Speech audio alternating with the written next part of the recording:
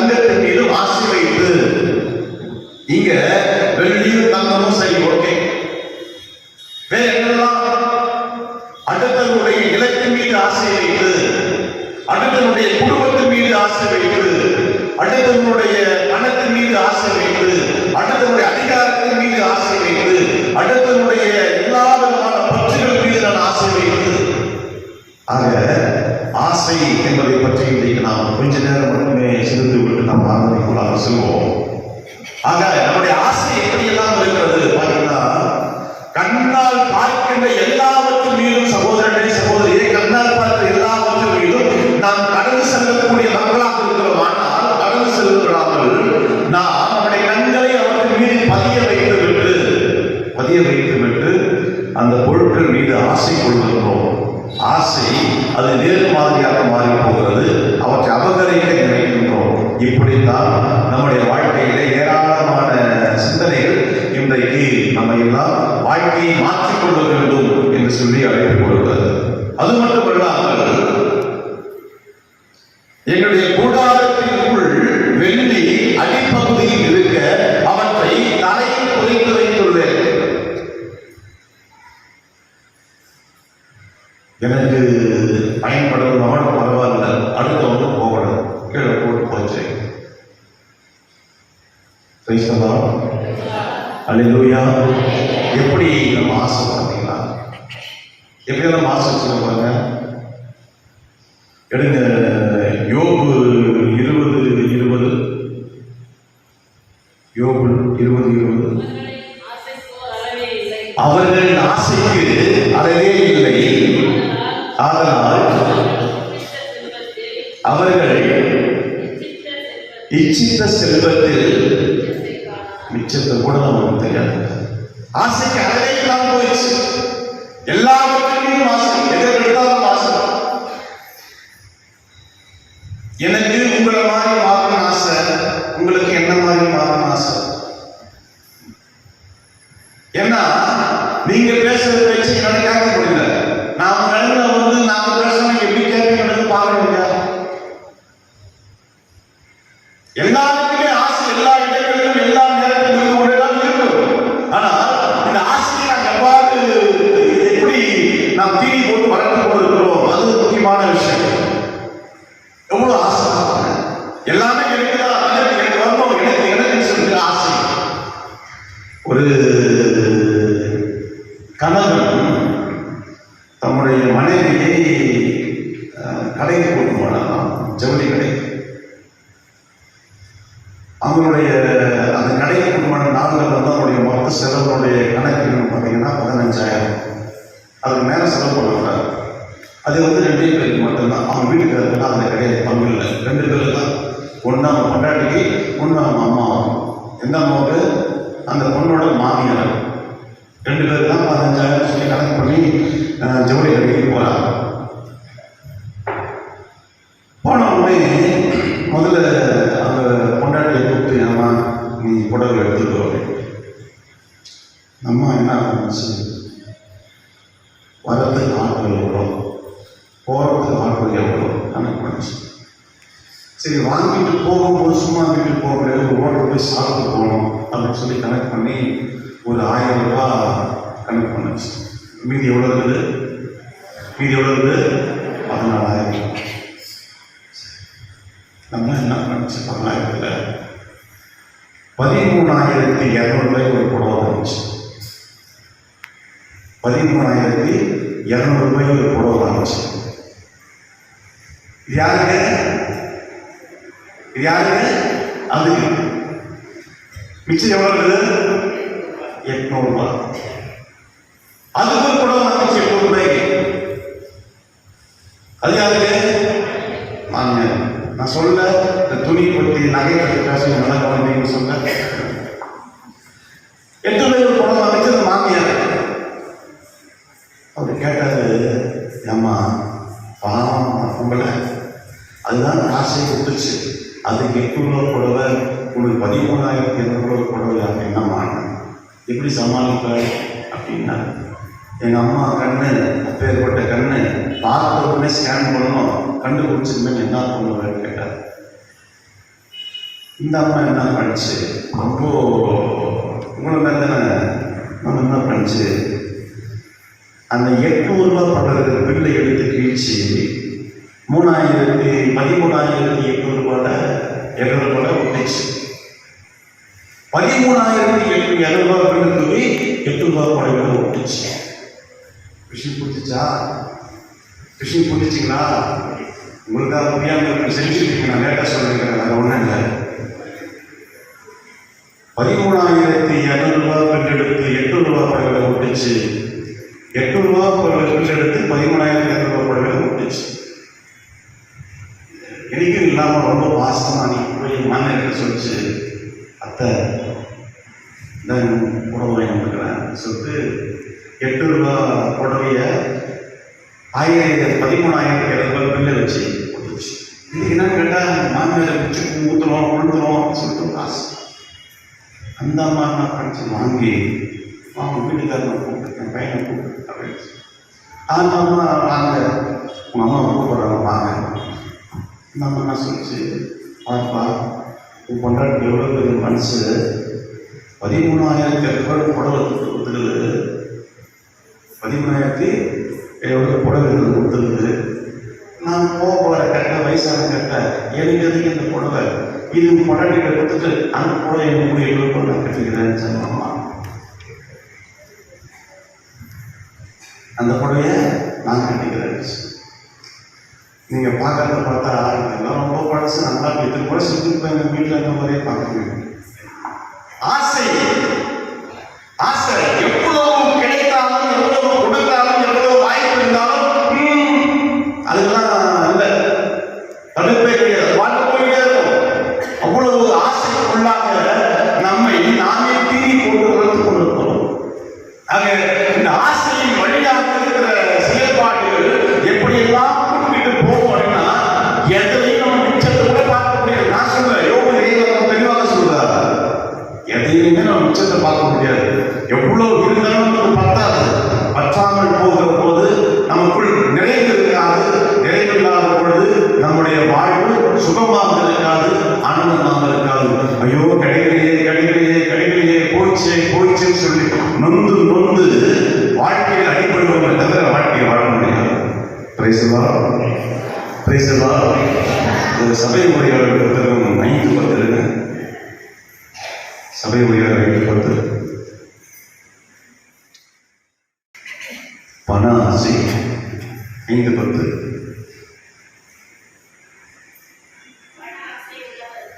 பண ஆசை உள்ளவர்களுக்கு எவ்வளவு பணம் இருந்தாலும் கொஞ்சம் சத்தம் பண்ணி நான் நம்ப மாட்டேங்க.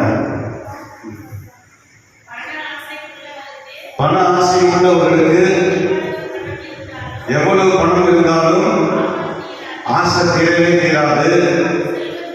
செல்வத்தின் மேல் மிகுந்த ஆசை வைப்பவர் அதனால் பயனடையாமல் போகிறார்.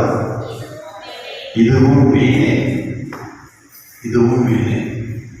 நான் சொன்னது பின்னாடி தெளிவாக வருது பார்த்தீங்களா? பணத்தின் மீது, பொருளின் மீது, அல்லது தேவையில்லாத நிலத்தின் மீது, அடுத்தவருடைய உடைமைகள் மீது நாம் ஆசை வைக்கிற போது இதனால் ஒரே ஒரு சின்ன பையன் கூட உணர்வோ இல்லை எனக்கோ அல்லது நமக்கோ உங்களுக்கோ இல்லை. எழுதி வச்சுங்க, தாராளமாக சொல்றேன், எழுதிங்க. எங்கேயும் ஒரு சின்ன சந்தை காசு கிடையாது. கஷ்டப்பட்டு உழைச்சிக்கிட்டே கைகள் நிற்கலைங்க. ஆசைப்பட்டு அபகரிச்சு கொஞ்சம் கொஞ்சமா வளர்ற வெட்டி போட்டு அப்படியே பின்னாடி போயிட்டே இருந்தா எங்க நிற்கும்? தெளிவா சொல்லி பாருங்க. பண ஆசை உள்ளவர்களுக்கு எவ்வளவு பணம் இருந்தாலும் ஆசை தீராது. ஒன்றை மட்டும் சொல்கிறேன், பணம் எவ்வளவு வச்சுக்கலாம், பசி எடுத்தால் பணத்தை சாப்பிட முடியாது, சாப்பாடு தான் சாப்பிடணும். அதிகாரத்திற்கு ஆசைப்பட்டு எத்தனையோ அதிகாரத்தில் இருந்த போது எல்லாரும் அடங்கி ஆண்டார்கள். ஆனால் அதே அவர்கள் அதிகாரத்திற்கு இறங்கி ஒன்று யாருமே கண்டறிய கண்கூடாக பார்த்திருக்கிறேன். ஆக பிரியவர்களே, ஆசை வைப்பதனால் எந்த ஒரு என்று சொல்லப்படுகிறது. ஆக இன்றைக்கு நாம் எப்படி இந்த உலகில ஆசைப்பட்டு கொண்டிருக்கிறோம்? யார் மீது ஆசைப்பட்டு கொண்டிருக்கிறோம்? இவ்வளவு ஆசைப்பட்டு பேசுகிற போது இந்த நம்மை அழைத்த நம்மை படைத்த கடவுள் மீது என்றாவது நாம் அளவுக்கு அதிகமாக ஆசைப்பட்டிருந்தா, இறைவா நீ எனக்கு வேண்டும் அல்லது இறைவா என்னை நான் முழுமையாக கொடுக்க என்று ஆசைப்பட்டிருந்தா, அப்படி இல்லை அப்படின்னா மற்ற ஆசைதான் சும்மா. இறைவன் மீது நான் ஆசைப்படவில்லை அல்லது ஞான காரியங்கள் மீது நான் ஆசைப்படவில்லை, நாள்தோறும் திருப்படிக்கு போக வேண்டும் என்ற ஆசை எனக்கு இல்லை, அல்லது வாரத்துடன் கடந்த பூசையாவது நான் தவறாமல் பார்க்க வேண்டும் ஆசை எனக்கு இல்லை. ஆனால் எல்லாரும் எனக்கு வேண்டும், எப்பொழுதும் வேண்டும், எல்லாத்தையும் எனக்கு வேண்டும் அப்படின்னா இந்த ஆசையெல்லாம் இன்னும் நிறைவேற போகிறது. இதெல்லாம் நிச்சயமாகவே ஒன்றுத்துக்கும் பிரயோஜனம் இல்லாமல் போவதே. சரி, உரையாடல 12:5 படிங்க. 12:5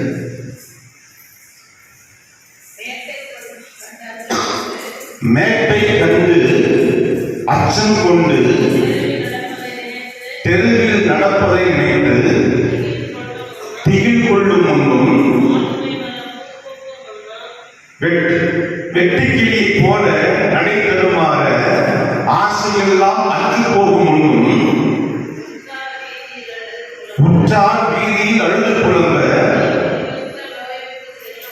நீ முடிவற்ற ஓய்வுக்கு செல்லும் முன்னும் உன்னை படைத்தவரை உள்ளத்தில் தான் சொல்றேன். உலகத்தின் மீது, மண்ணின் மீது, பொன்னின் மீது ஆசைப்பட்டது போதும்.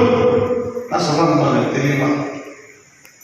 கண் பார்வை வழங்கி விடுவதற்கு முன்னதாக, உன் உறவுகள் எல்லாம் உன்னை கொண்டு வந்து தெருவில் நிறுத்துவதற்கு முன்னதாக, அல்லது மிகப்பெரிய ஆசையெல்லாம் உனக்கு இல்லாமலே போவதற்கு முன்னதாக, நீ சாவதற்கு தெளிவா சொல்ல பாருங்க. அழுது புலம்ப, உற்றார் வீதியில் அழுது புலம்ப நீ முடிவற்ற ஓய்வுக்கு செல்லும் முன், நீ சாவதற்கு முன்னாடி உன்னை படைத்ததன் மீது ஆசை. அல்லேலூயா, அல்லேலூயா, பிரைஸ் தி லார்ட். இந்த ஆசையை தான் நாம் நிச்சயமாக நம்முடைய உள்ளத்தில் ஏற்றெடுக்க வேண்டும். இதெல்லாம் இயேசுவே, இது கடவுள், இதெல்லாம் உலகம், மண்ணு, பொருள், பொண்ணு, இதுதான் நிச்சயமாக ஒன்றுக்கு உதவும். நான் சொல்ல படிக்கப்பட்டது. ஆகவே பிரியமான சகோதர சகோதரிகளே, கடைசியாக இந்த செய்தியை படிப்போம். 1 தீமோத்தேயு 6:10.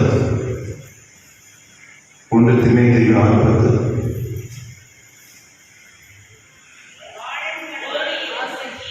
அது இல்லைங்க, பொருள் ஆசையே எல்லா தீமைகளுக்கும் ஆணிவே. அந்த ஆசையால் சிலர் விசுவாசத்தில் நின்று பிறந்து திரிந்து பல வேதனைகளை தாங்களாகவே தங்கள் மேல் வருவித்துக் கொள்ளார்கள். அப்போ நம்ம யோசிக்கணும், என்கிட்ட சந்தோஷமே இல்லை, புலம்பிக்கிட்டே இருக்கிற, என்கிட்ட நிம்மதியே இல்லை, எந்த நேரமாக மங்களாய்த்துக் கொண்டு இருக்கிறேன், என்கிட்ட மகிழ்ச்சியே இல்லை, எந்த நேரமும் ஒரே வாழ்க்கை அப்படின்னா யோசிச்சு பாருங்க. எப்போ நாம் வேதனைகளை வளர்த்துக் கொள்கிறோம் என்றால் சொல்றது பாருங்க, பொருள் ஆசை எல்லா தீமைகளுக்கும் ஆணிவே. அந்த ஆசையால் அவர்களாகவே தங்களுடைய தீமைகளையும் அல்லது வேதனைகளையும் தங்கள் மீது வருவித்துக் கொள்வார்கள். யாரும் கொடுவது கிடையாது. அதே போல சொல்ல போனா யோவான் செய்தி 44 சொல்லுவாங்க, தெளிவாக சொல்லப்படும், சாத்தானே உங்கள் தந்தை, அதன்படி நடப்பதே உங்கள் ஆசை என்று சொல்வார். இப்போ நம்முடைய ஆசை எவ்வாறாக இருக்க வேண்டும் என்றால், பிரியமானவர்களே, இவற்றையெல்லாம் கடந்துவிட்டு, இவற்றையெல்லாம் விட்டுவிட்டு நம்முடைய ஆசைகள் எல்லாம் ஆண்டவரை மையமாக வைத்த ஆசையாக, அல்லது ஆண்டவரை நம்முடைய வாழ்விலே ஆதாயமாக்குவது ஆசையாக, அதை தவிர்த்து இருக்கிற ஆசைகள் எல்லாம் தீமைகளை நாம வருவித்துக் கொள்கிறோம். தீமைகளை நமக்கு நாமே அனுமதி கொடுத்துக் கொள்கிறோம். அது யாராலும் அனுமதிக்கப்படுவதில்லை, அது யாரும் கொடுப்பதில்லை. நம்மிடம் இருக்கிற எக்கச்சக்கமான இந்த தீமைகளுக்கு காரணம் ஆசைகளாக தான் இருக்கும். இன்னும் பொருள் சேர்க்கணும், பணம் சேர்க்கணும் சொல்லி எதுவுமே இல்லாத போது, கிடைக்காத போது விரக்திக்கு சென்று வாழ்க்கையை வாழ முடியாமல் நாமெல்லாம் நிச்சயமாக நிலைகள் மாறி போவோம். ஆகவே தான் சொல்லப்படுகிறது, எல்லாவற்றையும் அனுபவித்து நீ உன்னுடைய கடைசி மூச்சுக்கு முன்பாக உன்னை படைத்ததை நினைத்து அவர் மீது ஆசை என்று சொல்லு. ஏன்னா சாட்சி சொல்றதுக்கு இருந்தால் வாங்க ஆராதனை கொள்ளலாம் சொல்லு.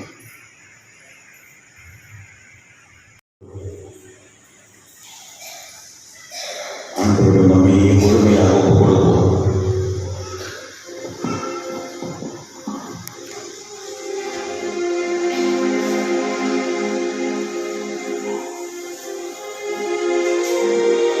மனிதர்கள் உண்ணுகின்ற உணவை எடுத்து நாய்க்குட்டிகளுக்கு போடுவது முறையல்ல என்று சொல்லுகிற போது ஆண்டவர் இயேசுவை வியந்து போய் பார்க்கிறார். ஆண்டவரே, மேசையிலிருந்து விழுகின்ற சிறு சிறு சோற்று துண்டுகளை நாய்கள் தின்னுமே என்று சொல்லுகிற போது இப்படிப்பட்ட நம்பிக்கையை நான் பார்ப்பதில்லை என்று சொல்லி மெச்சிக் கொள்கிறார் ஆண்டவர்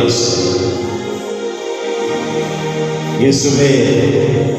ஐயா, நாங்களும் உடைய விசுவாசத்திற்காக, உடைய நம்பிக்கைக்காக, உடைய அருளுக்காக, ஆசீர்வாதத்துக்காக ஆண்டவரே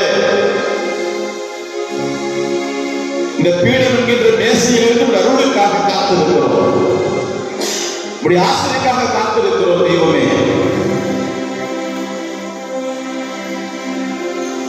இந்த நாளுக்கான எங்களுக்கு விசேஷமாக இருப்பதே ஆசீர்வாதம் தானே ஆண்டவரே. ஐயா, மனமிரங்கும் இயேசுவே. இதோ உடைய பிள்ளைகள்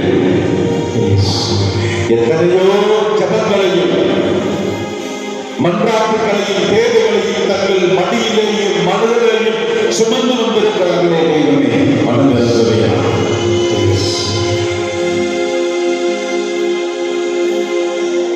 கண்ணீரோடும் கவலையோடும் வேதனைகளோடும் கஷ்டங்களோடும் நோய்களோடும் நோக்காடுகளோடும் கடன் தொல்லைகளோடும் ஆண்டவரே, இதோ பிரசனத்திற்கு முன்னால் வந்தால் எனக்கு விருது கிடைக்கும் நம்பி வந்திருக்கிறார்கள். மனதிறக்கும் சாமி, மனதிறக்கும் ஆண்டவரே. ஆயுள்ள ஆடுகளை போல இந்த மக்கள் பரிவர்த்திக் கொள்கிறார்கள். இந்த மக்கள் கூட்டத்தின் மீது நான் பரிவர்த்தனை என்று சொன்னீரேன். இயேசுவே, இதோ இந்த மக்கள் மீது நீரே பரிவர்த்தனை கொள்வீரா.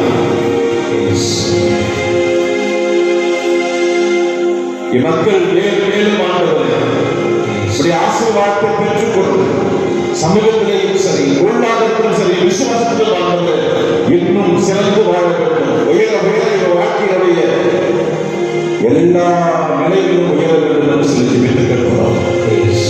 படிக்கிற பிள்ளைகளுக்கு தகப்பனை நல்ல ஞானத்தை கொடுக்கிறார்.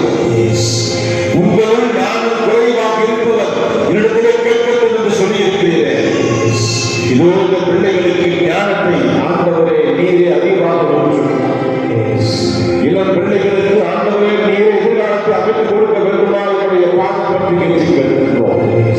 மனமிரங்கும் சாமி, மனமிரங்கும் ஆண்டவரே, மனமிரங்கும் ஆண்டவரே. தெய்வீக பிரசன்னம் இங்கிருக்கிற ஒவ்வொருவரையும், பெரியவர்களையும், உற்றார்களையும், உறவினர்களையும், வந்திருக்கிற எல்லாரையும், புதியவர்களையும், மூத்தவர்களையும் ஆண்டவரே ஒருவர் விடாமல் கொடுப்பதா உச்ச தலைமுதல் உள்ள பாகம் வரை ஆண்டவரே தொடுகிறார்.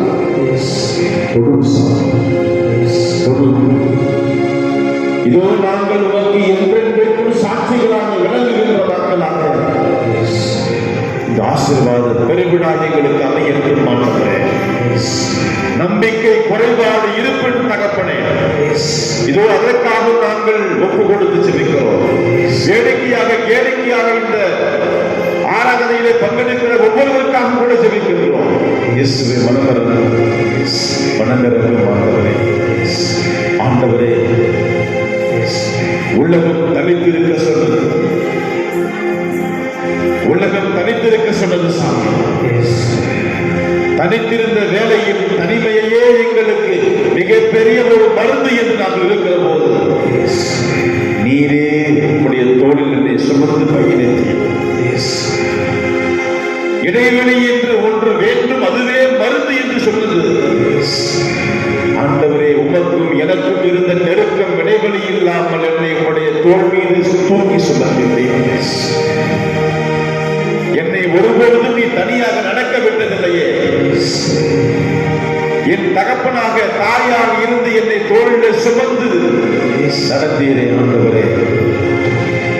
அதே போல இப்பவும் எப்போதும் கூட இதோ பிள்ளைகளை நீரே தோளில் தூக்கி சுமப்பீரார், மக்களோடு வழிநடப்பீரார்.